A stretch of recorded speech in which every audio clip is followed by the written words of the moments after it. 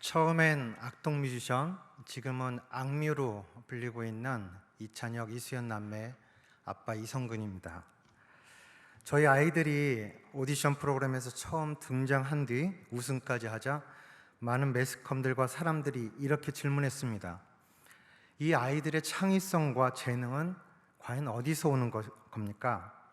이 질문에 답하기 위해서 저희 부부는 오늘 행복해야 내일 더 행복한 아이가 된다라는 책을 썼고, 이를 계기로 해서 자녀의 행복을 위한 10가지 계명이라는 주제로 많은 강연을 다녔습니다.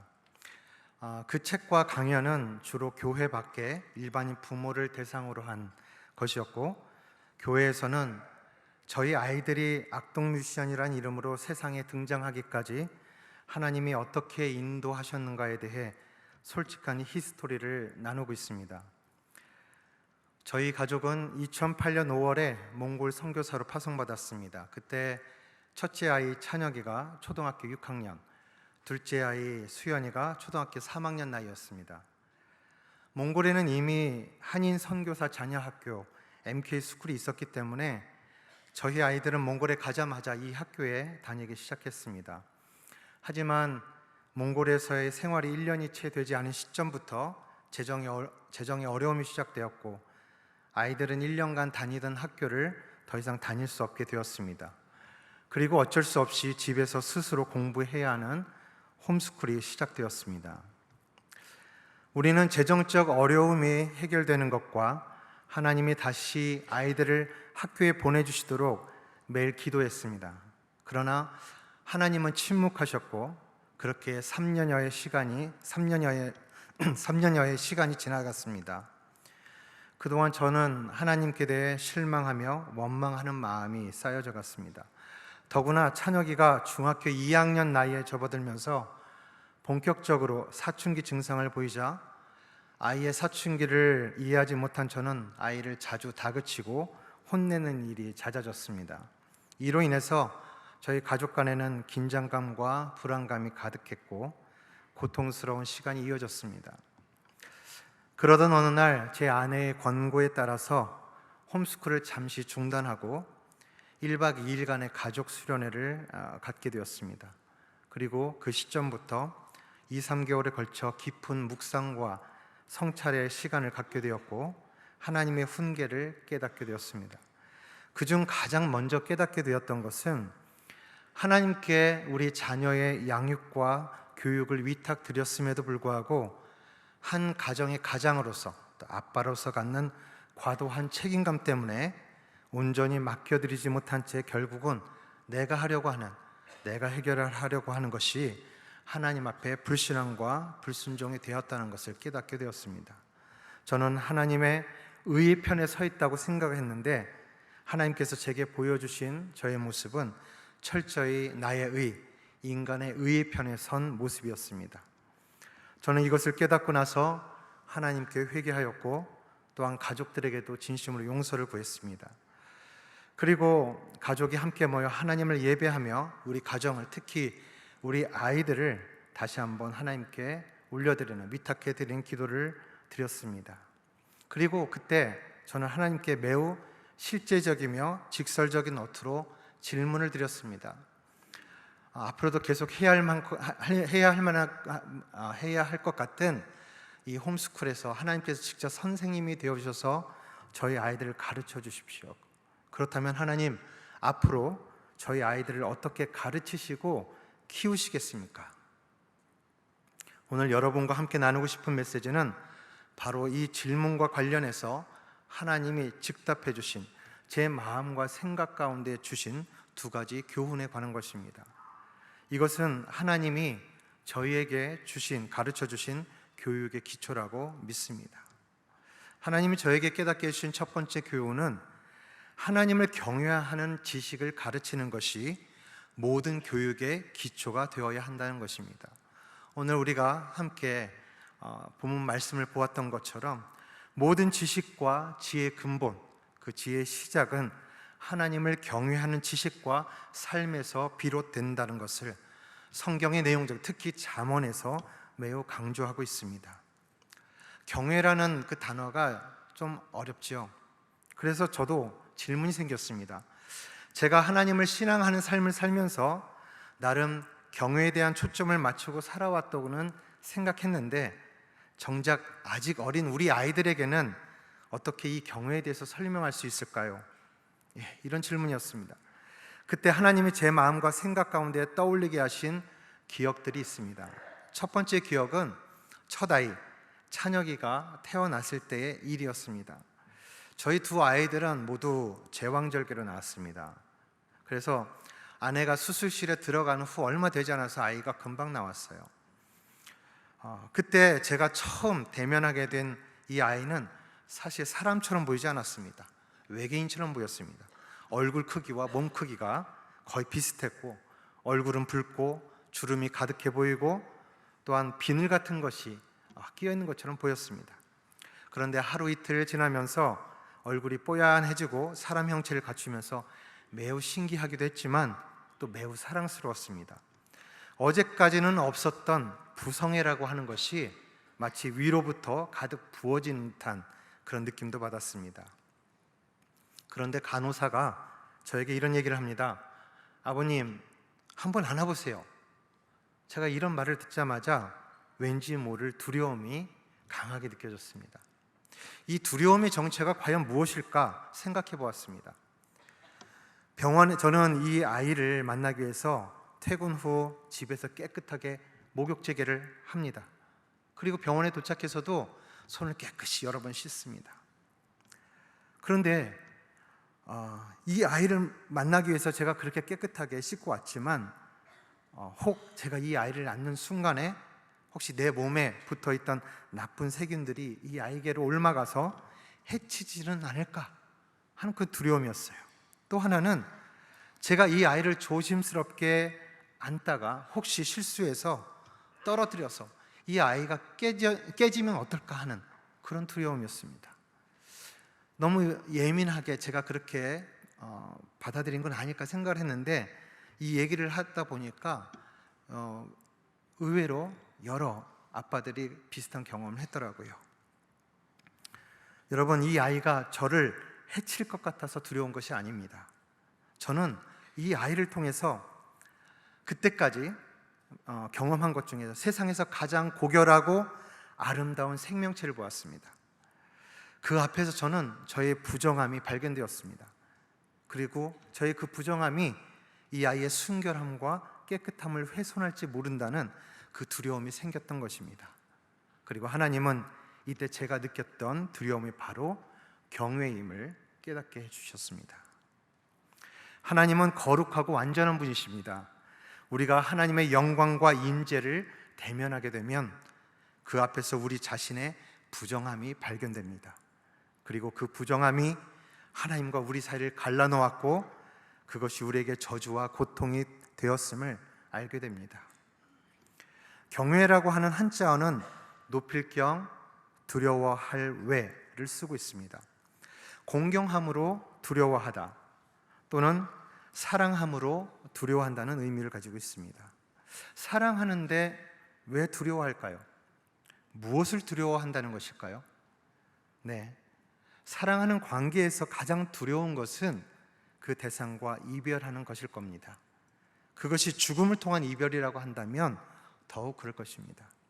하나님을 경외한다는 것은 하나님이 독생자를 내어주시기까지 우리를 사랑하신다는 것을 알고 우리도 그 하나님을 사랑한다는 것을 의미하는데 그 정도가 우리의 부정함, 곧 죄로 인해서 그분과 멀어지는 것을 두려워하는 것을 말합니다. 그래서 경외의 핵심은 친밀함입니다. 부모와 자녀가 맺는 친밀함, 부부가 맺는 친밀함의 관계가 경외의 핵심입니다. 경외를 이해하는 데 있어서 떠올리게 하신 기억 두 번째는 어느 해 사순절에 예수 그리스도의 고난과 죽음을 묵상하면서 깨닫게 된 내용입니다. 예배의 영어 단어인 worship은 worth와 ship의 합성어입니다. 이 단어는 가치를 매기다, 가치를 소유하다는 의미를 가지고 있습니다. 예를 들어 어느 가게의 쇼 윈도우에 100만 원짜리 물건이 있습니다. 근데 이 물건이 제가 정말 갖고 싶은 물건입니다. 정말 멋지고 아름답고 소유하고 싶은 욕구를 불러일으키는 그런 물건입니다. 그런데 이 물건이 내 것이 되기 위해서는 어떻게 해야 합니까? 무엇이 필요합니까? 당연히 이 물건의 가치에 매겨놓은 100만 원이라고 하는 값, 즉 대가를 지불해야만 내 소유가 될 수 있는 것입니다. 예배, 월십은 이처럼 대가를 지불하고 가치를 소유하다는 의미를 가지고 있습니다. 창세기 1장에 보면 하나님이 자기 형상을 따라 사람을 창조하였다고 합니다. 하나님을 닮은 존재로 사람을 지으셨다는 것입니다. 그리고 성경의 곳곳에서 선언하고 있는 것은 우리 인간을 향하여 하나님이 말씀하시길, 너는 내 아들, 내 딸이다. 내가 너를 사랑으로 잉태하였고 너를 낳았다고 말씀하고 있습니다. 또한 너는 나의 기쁜 이름이 될 것이며 나의 노래, 나의 찬송, 나의 영광이 될 것이다 라고 말씀하고 있습니다. 하나님은 우리를 하나님의 형상을 닮은 존재, 곧 존귀한 가치를 지닌 자녀로 지으셨고, 아담과 하와의 범죄 이후로 끊임없이 하나님을 모른다 하고 싫다고 하면서 떠난 우리들을 향하여, 우리 사람을 향하여 여전히 너희는 나의 사랑하는 자녀이다. 너희가 나를 떠나 동서남북 사방으로 또는 하늘 끝까지 흩어져 있을지라도 내가 너희를 위해 약속하고 예비한 곳, 즉 우리 창조주이시며 아버지가 되시는 하나님의 집, 하나님의 품으로 돌아오게 하겠다라고 하는 그 선언을 성경을 통해서 분명히 그리고 반복적으로 강조하면서 말씀하고 있습니다. 놀라운 사실은 하나님이 우리를 존귀한 자, 사랑하는 자, 천하보다 귀한 자라고 가치를 매기셨을 뿐 아니라 그에 대한 대가를 지불하셨다는 것입니다. 로마서에 기록되기를 죄의 값은 사망이라고 하였고 그 죄의 값을 대신 치르시기 위해서 예수 그리스도가 이 땅에 오셔서 우리 대신 십자가에 달려 죽으셨으므로 성경을 통해 말하고 있습니다. 특히 신약 성경은 예수 그리스도가 천지창조 기사에 나타난 하나님의 말씀이시며 또한 하나님이심을 증언하고 있습니다. 예수 그리스도가 우리의 죄의 문제를 해결하고 우리가 다시 하나님의 자녀로서의 권세를 회복함으로써 하나님과의 사랑하는 관계로 돌아가도록 희생제물, 화목제물이 되셨습니다. 예수 그리스도는 자신의 생명을 대가로 지불하심으로써 우리를 향한 하나님 아버지의 사랑을 증명해 주셨습니다. 로마서 5장 8절에서는 이렇게 말합니다. 우리가 아직 죄인 되었을 때에 그리스도께서 우리를 위하여 죽으심으로 하나님께서 우리에 대한 자기의 사랑을 확증하셨느니라. 예수 그리스도가 십자가 위에서 보여주신 희생은 하나님께서 우리에 대하여 최상의 가치를 매기셨을 뿐 아니라 그에 합당한 대가를 지불하심으로 우리를 자녀로 소유하였음을 보여주는 위대한 사건입니다. 즉 예수님의 십자가를 통해서 우리를 향하신 하나님의 프로포즈, 하나님의 월십이 드러난 것입니다. 우리가 하나님을 예배한다는 것은 이미 우리를 먼저 사랑하고 섬겨주신 하나님의 월십에 초청된 것이며 그에 대한 반응으로서 우리도 하나님을 월십하는 것입니다.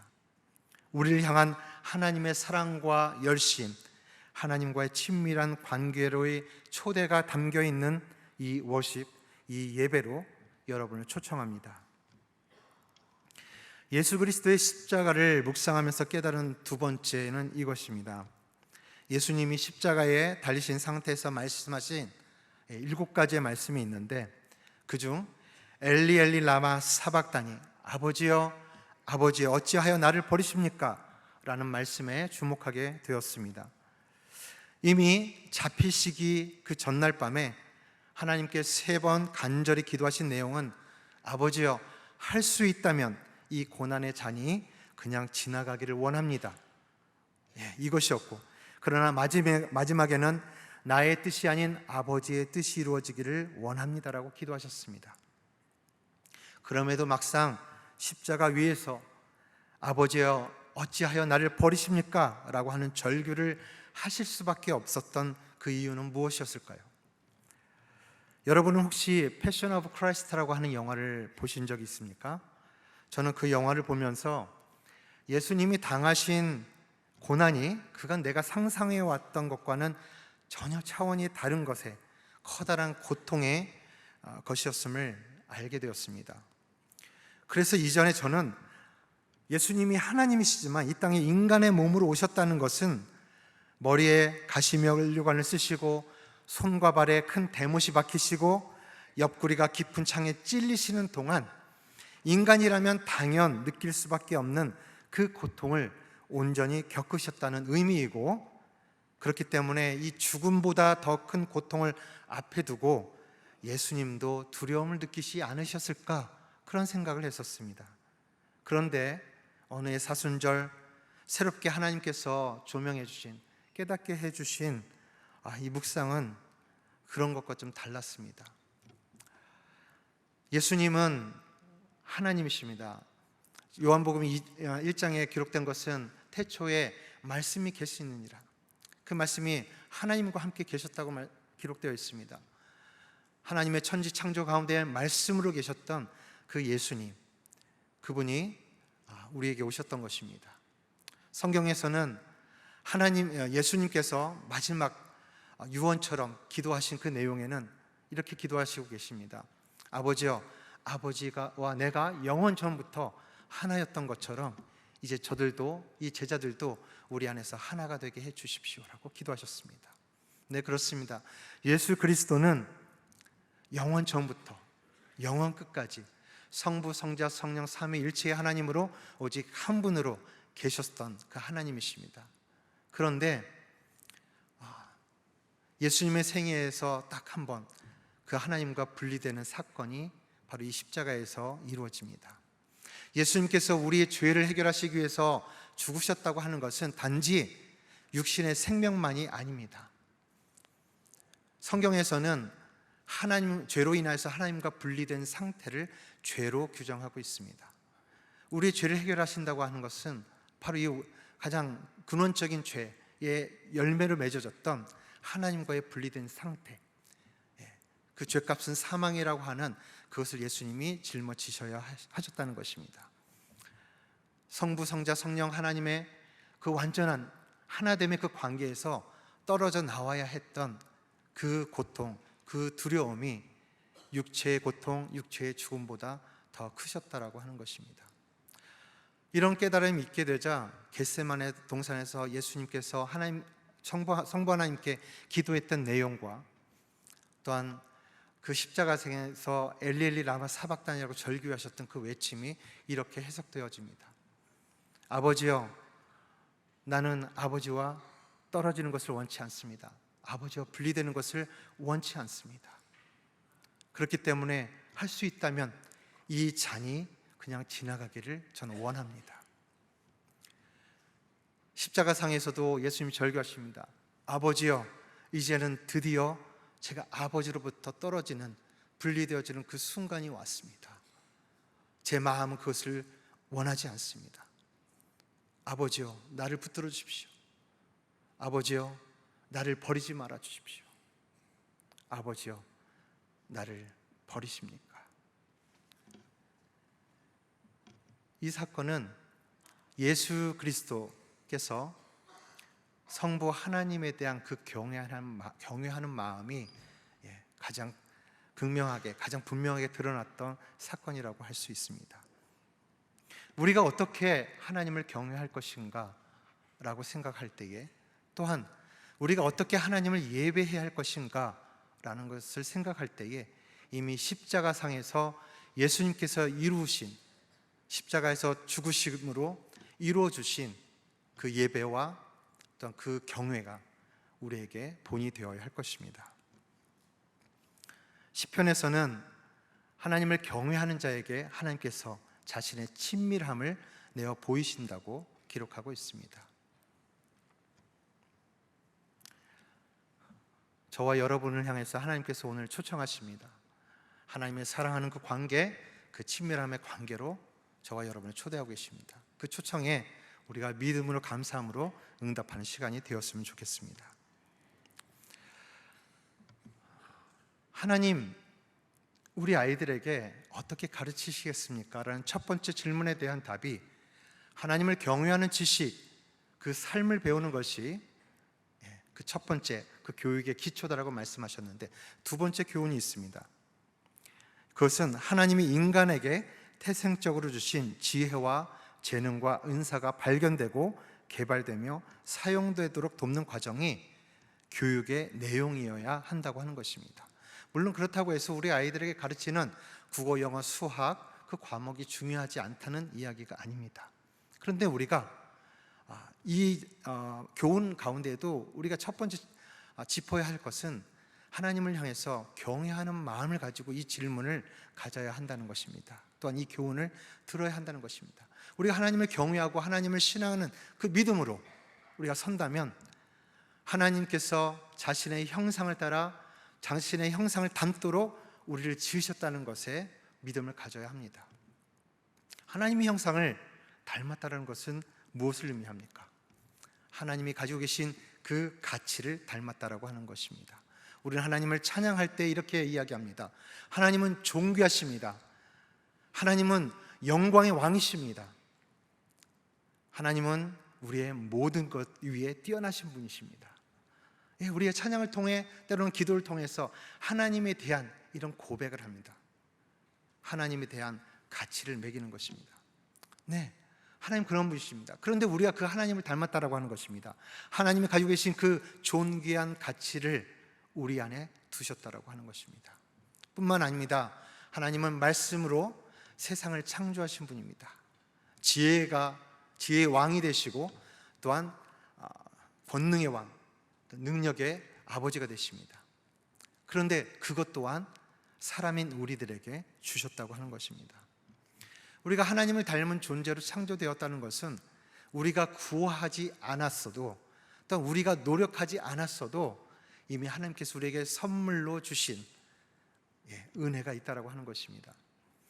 하나님의 완전함을 우리가 닮아가야 하지만 우리가 인생을 살아가면서 결코 완전해질 수는 없습니다. 그렇기 때문에 하나님이 가지고 계신 완전한 성품과 지혜와 능력을 파편적으로 우리가 가지게 됩니다. 그래서 사람마다 가지고 있는 그 지혜와 드러난 은사와 재능이 다르게 나타나는 것 같습니다.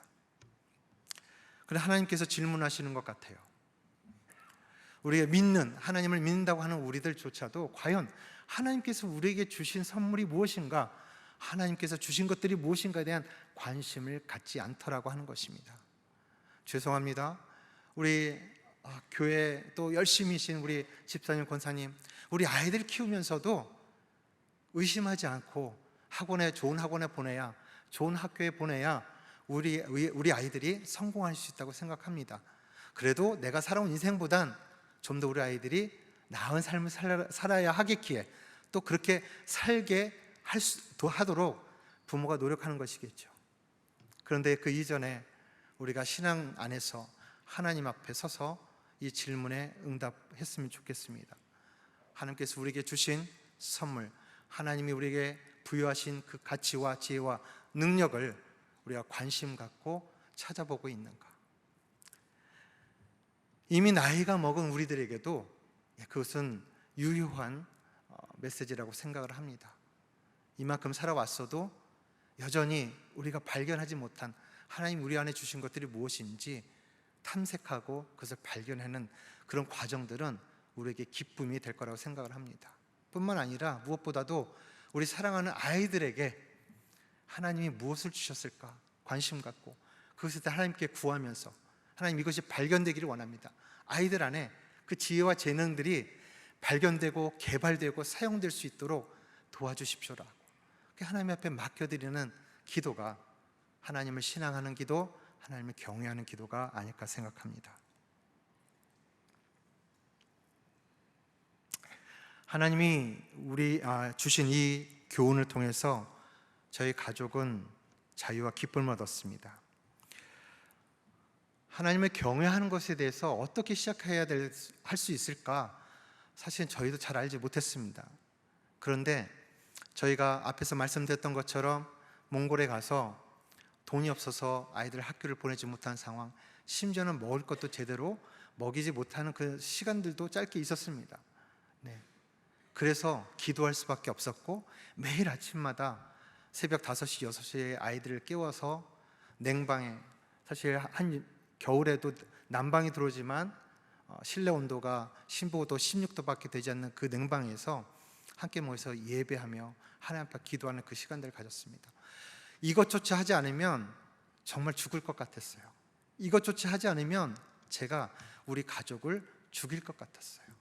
그래서 저는 여전히 하나님께서 침묵하시고 응답해 주시지 않는다고 해서 원망의 마음이 가득했지만 기도하지 않을 수가 없었습니다. 예배하지 않을 수가 없었습니다. 그 시간들이 1년, 2년, 3년, 4년, 5년을 쌓아갔습니다. 그 어느 순간에 저희 아이들도 예배 안에서 하나님의 말씀을 묵상하고 나눌 수 있는 그런 연습들, 그런 훈련들이 되게 되었고요. 지금은 아이들이 연예인이 되어서 그만큼 매일마다 예배할 수는 없습니다. 그러나 저희 아이들을 최근에 또 독립을 시키면서도 약속을 한 2가지가 있습니다. 첫 번째는 한 달에 한 번은 가장 우선적으로 우리 가족이 함께 모여서 하나님 앞에 예배하자, 가정 예배를 드리자.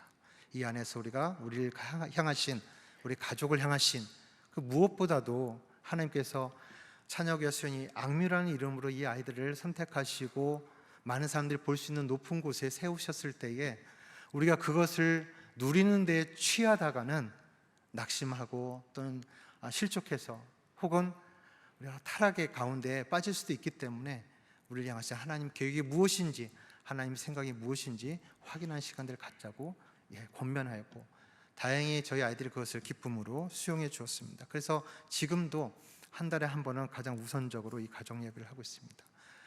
뭔가 거창하지는 않지만 그렇게 하나님 앞에 가족이 함께 마음을 모아서 가정 예배로 모이는 그 시간을 통해서 하나님이 신실하게 말씀을 통해서 저희들에게 가르쳐 주셨습니다.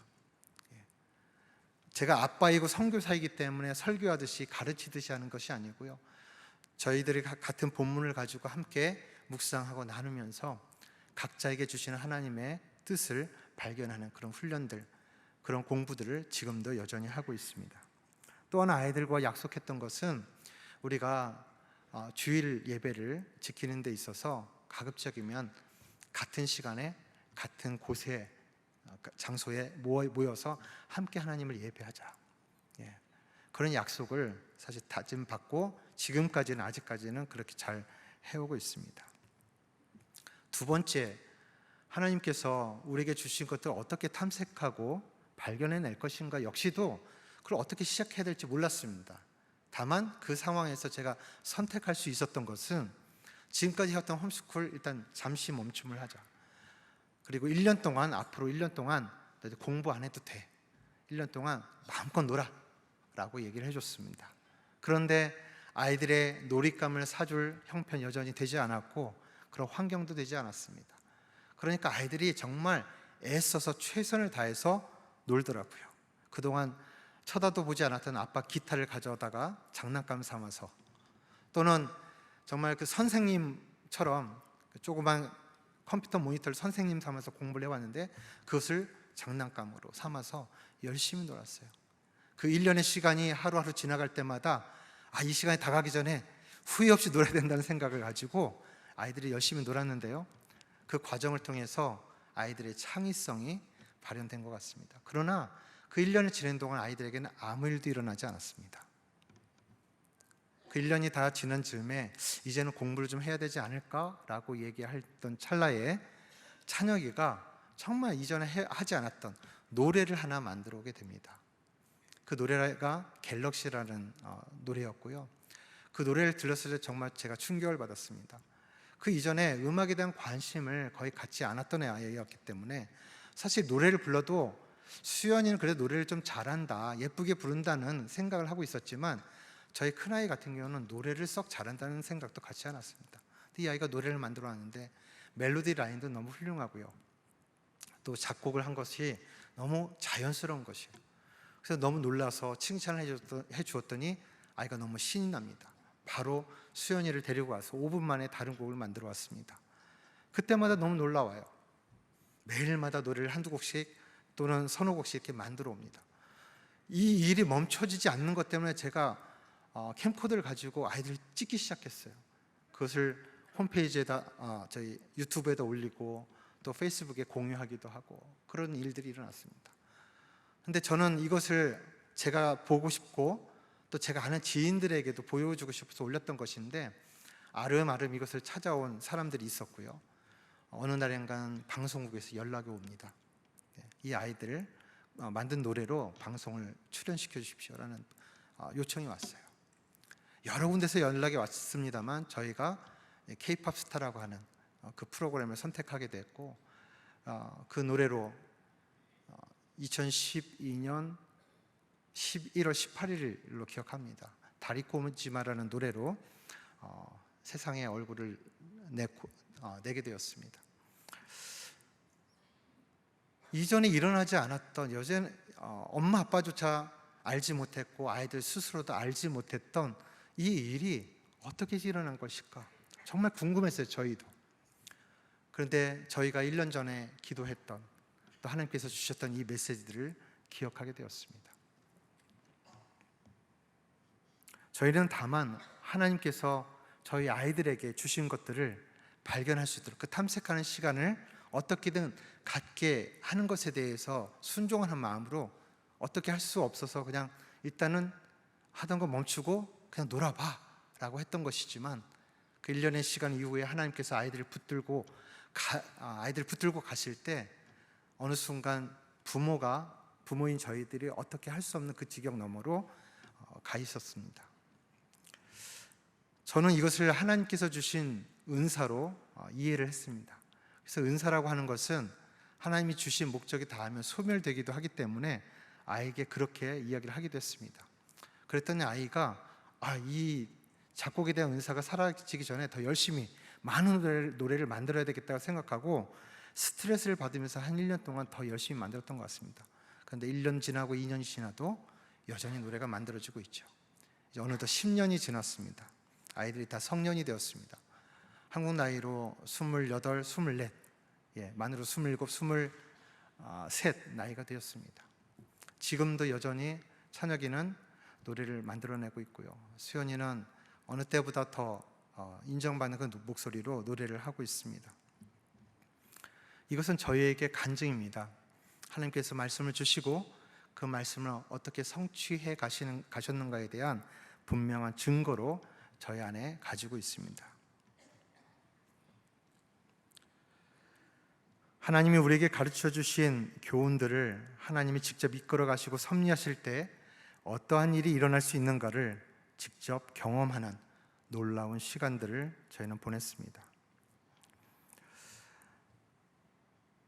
본문 말씀을 다시 한번 읽어드리겠습니다. 여호와를 경외하는 것이 지혜의 근본이요 거룩하신 자를 아는 것이 명철이니라.